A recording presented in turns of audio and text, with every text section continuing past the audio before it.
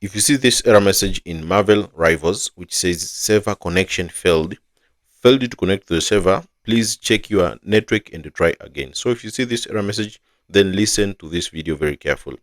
Marvel Rivals server connection failed, as you see it here on the screenshot. In most cases, this is caused when there is a server maintenance. When there is server maintenance or high player traffic, which is causing server overload, you just need to wait and try again later, and this problem will be resolved by itself. A lot of people were able to fix this issue by just waiting until the servers are restored, since when there is server maintenance or high player traffic, you just need to wait until the servers are restored and the game will be fixed itself. You don't have to worry much. Other things you need to try, you can try to restart your device and router. This is not a big issue and you just need to wait, and you can try to restart your device and router, and this problem will be resolved by itself. It's not about your device.